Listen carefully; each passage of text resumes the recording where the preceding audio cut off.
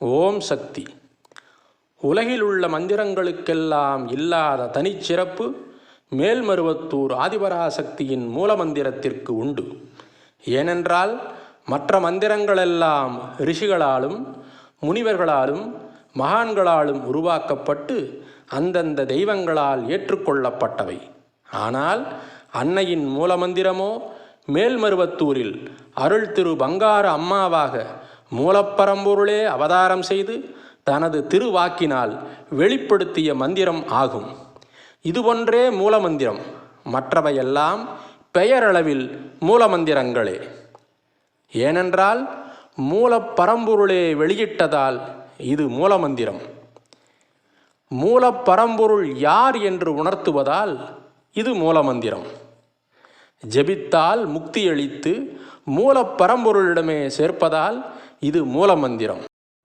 ஓம் சக்தி. மூலமந்திரத்தில் வரும் ஓம் சக்தியே என்றால் ஓங்கார சக்தி என்று பொருள். பராசக்தியே என்றால் எங்கும் பரந்து விரிந்து இருக்கின்ற பரம்பொருள் என்று பொருள். ஆதிபராசக்தியே என்றால் ஆதிபராசக்தி என்ற பெயரில் கருவறையில் வீற்றிருக்கும் தெய்வம் என்று பொருள். மருவூர் அரசியே என்றால் மருவூர் கருவறையில் இருந்து கொண்டு அரசாளும் தெய்வம் என்று பொருள். விநாயகா என்றால் தன்னிகரில்லாத நாயகன், அதாவது இறைவன், பரம்பொருள் என்று பொருள். காமாட்சி என்றால் காமம் என்றால் விருப்பங்கள், வேண்டுதல்கள். அட்சி என்றால் கண், அதாவது நமது விருப்பங்களையும் வேண்டுதல்களையும் தனது கடைக்கண் பார்வையால் நிறைவேற்றும் தெய்வம் என்று பொருள். பங்காரு காமாட்சி என்றால் பங்காரு என்னும் பெயரில் திரு அவதாரம் செய்து நமது விருப்பங்களை தனது கடைக்கண் பார்வையால் நிறைவேற்றி தரும் தெய்வம் என்று பொருள். ஓம் சக்தி. எங்கும் நிறைந்த பரம்பொருளுக்கு ஆதிபராசக்தி என்ற திருவுருவம் கொடுத்து நமக்காக மருவத்தூர் கருவறையில் அரசாட்சி செய்ய வைத்தது தன்னிகரில்லாத நாயகரான பங்காரு தெய்வம். இந்த பங்காரு தெய்வம் தான் தமது கடைக்கண் பார்வையால் நமது விருப்பங்களையும் வேண்டுதல்களையும் நிறைவேற்றி தர அவதரித்த பெருந்தெய்வம் என்பதே மூலமந்திரத்தின் உட்பொருள் ஆகும். மூலமந்திரத்தில் வரும் விநாயகா, பங்காரு என்ற இரண்டு உயிர்ப்பான சொற்களும் ஒன்றோடொன்று தொடர்புடைய இரகசிய சொற்களாகும். நாயகன் என்றால் தலைவன், விநாயகன் என்றால் தனக்கு ஒப்பாரும் மிக்காரும் இல்லாத நாயகன், அதாவது பரம்பொருள். பங்காரு என்பது அப்பரம்பொருளின் அவதார திருப்பெயரை குறிக்கும் சொல். அதாவது பங்காரு அம்மாவே தன்னிகரில்லாத நாயகர், அவரே பரம்பொருளின் அவதாரம் என்பதை மூலமந்திரம் உணர்த்தும். அம்மா தானே தன் திருவாக்கால் மூலமந்திரம் வாயிலாக வெளியிட்ட ரகசியம் இதுவே. ஓம் சக்தி. ஓம் சக்தி. மூலமந்திரத்தின் தெய்வம் அம்மாதான் என்ற உண்மையை உணர்த்தும் சான்றுகள் 3. 1. அருள்வாக்கு. நானாக அவன் இருப்பான், அவனாக நான் இருப்பேன். பரம்பொருளின் வடிவமே பங்காரு அம்மா. பங்காரு அம்மாவாக இருப்பதே பரம்பொருள். 2. குரு போற்றி. ஓம் பராசக்தி உடலவா போற்றிவோம். ஓம் பரபிரம்மம் ஆனவா போற்றிவோம். ஓம் மூலமந்திர முரசே போற்றிவோம். இதன் பொருள் மூலமந்திரத்தில் முரசு கொட்டி அறிவிக்கப்பட்ட தெய்வம். ஓம் தாரக மந்திர தனியரசே போற்றிவோம். இதன் பொருள் முக்தியளிக்கும் மூலமந்திரத்தை தாரக மந்திரமாக கொண்ட குரு தெய்வம். 3. போற்றி திருவுரு. ஓம் கருவான மூலம் போற்றிவோம். ஓம் உருவான கோலம் போற்றிவோம். மீனாம்பிகை தாயின் மணிவயிற்றில் கருவானது மூலப்பரம்பொருள். பங்காரு அம்மாவினால் உருவாக்கப்பட்டு கோலம் கொண்டு அமர்ந்தவள் கருவறை அம்மா. கருவான மூலம் பங்காரு அம்மா, உருவான கோலம் கருவறை அம்மா. மூலமந்திரத்தோடு 3 சான்றுகளையும் இணைத்தால் மூலமந்திரத்தால் உணர்த்தப்படும் தெய்வம் பங்காரு அம்மாதான் என்பது தெளிவாக விளங்கும். ஓம் சக்தி. ஓம் சக்தி. பரம்பொருள் தத்துவம் 1. அதனால் படைக்கப்பட்ட பஞ்சபூத தத்துவங்கள் 5. பராசக்தி என்ற வரி எங்கும் நிறைந்த பரம்பொருள் தத்துவத்தை குறிக்கும். எல்லையில்லாத வெட்டவெளி ஆகாயமாக தோன்றுகிறது. எல்லையற்ற பரம்பொருள் ஆதிபராசக்தி என்ற பெயரில் கருவறையில் தோற்றமளிப்பதால் ஆதிபராசக்தி ஆகாய தத்துவம். எங்கும் பரவியிருப்பது காற்று. அம்மாவின் அவதாரத்தினால் மருவூரின் புகழ் உலகமெங்கும் பரவியிருப்பதால் மருவூர் அரசியே காற்று தத்துவம். நெருப்பு எல்லாவற்றையும் பொசுக்கி தன்னுள்ளே ஈர்த்து அதன் சாரத்தை மேலே கொண்டு செல்லும். தன்னிகர் இல்லாத நாயகரான நமது அம்மா தன்னை சரணடைந்த பக்தர்களின் பாவங்களை பொசுக்கி நற்கதிக்கு உயர்த்துவதால் விநாயகா நெருப்பு தத்துவம். நீரில் வாழும் மீன் தான் இடும் முட்டைகளை தன் பார்வையாலேயே பொறிக்க வைத்து குஞ்சுகளை பாதுகாக்கும். அம்மா தனது கடைக்கண் பார்வையால் நம்மை காப்பதால் காமாட்சி நீர் தத்துவம். பங்காரு என்றால் தங்கம், இது நிலத்தில் கிடைக்கும். மூலப்பரம்பொருள் பங்காரு என்னும் திருப்பெயரில் பூமியில் அவதாரம் செய்திருப்பதை உணர்த்துவதால் பங்காரு காமாட்சி நிலத்தத்துவம். ஆக இந்த 6 தத்துவங்களைத்தான் மூலமந்திரத்தின் 6 வரிகள் உணர்த்துகிறது. நமது உடலில் சூக்குமமாக உள்ள 6 சக்கரங்களும் மூலமந்திரத்தின் 6 வரிகளில் அதே வரிசையில் அமைந்துள்ளன.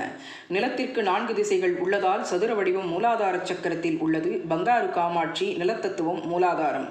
பள்ளமான இடத்தில் நீர் தங்கும் என்பதால் பிறை வடிவம் சுவாதிட்டான சக்கரத்தில் உள்ளது. காமாட்சி நீர்த்தத்துவம் சுவாதிட்டானம். நெருப்பு எரியும் போது அடிப்பாகம் அகலமாகவும் மேல்பாகம் குறுகியும் இருக்கும் முக்கோண வடிவம் மணிபூரக சக்கரத்தில் உள்ளது. விநாயகா நெருப்பு தத்துவம் மணிபூரகம்.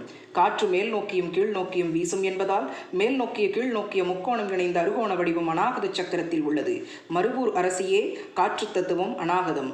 ஆகாயத்தில் கோள்களின் சுழற்சியை குறிக்கும் வட்ட வடிவம் விசுத்தி சக்கரத்தில் உள்ளது. ஆதி பராசக்தி ஆகாய தத்துவம் விசுத்தி. புருவ மத்தியில் இருக்கும் மனக்கண்ணை ஆக்ஞா சக்கரம் குறிக்கும். இது எங்கும் பறந்து விரிந்த மனத்தை குறிப்பதால் பரம்பொருள் தத்துவம். பராசக்தி பரம்பொருள் தத்துவம் ஆக்ஞா. 6 சக்கரங்களில் உறைவது அம்மா என்று மந்திர வரிகளும் கூறுவதால் மூலமந்திரத்தால் உணர்த்தப்படுவது அம்மாவே. பகவான் என்பது பரம்பொருளை குறிக்கும் சொல்லாகும். பகம் என்றால் 6, ஆண் என்றால் உடையவன்.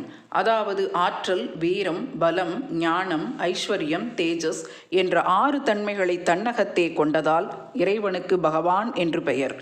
இந்த 6 இறைத்தன்மைகளை மூலமந்திரத்தின் 6 வரிகள் உணர்த்துவதை காணலாம். உலகில் உள்ள எல்லா கிரகங்களையும் பொருட்களையும் அந்தந்த இடத்திலிருந்து மாறவிடாமல் செய்யும் ஆற்றல் பராசக்தியே என்ற வரி உணர்த்தும்.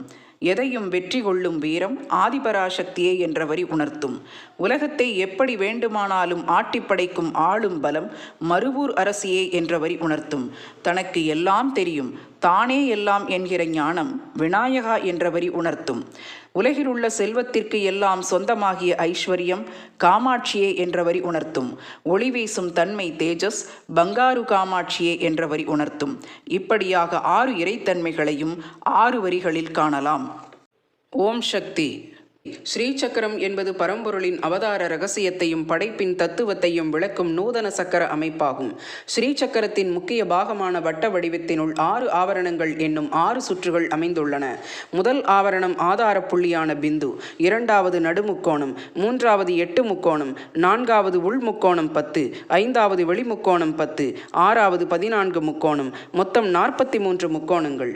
மூலமந்திரத்தின் 6 வரிகளுக்கும் பொதுவான ஓம் சக்தியே என்ற ஆதார சொல்லை ஸ்ரீசக்கரத்தில் உள்ள ஆதார பிந்துவாக கொள்ள வேண்டும்.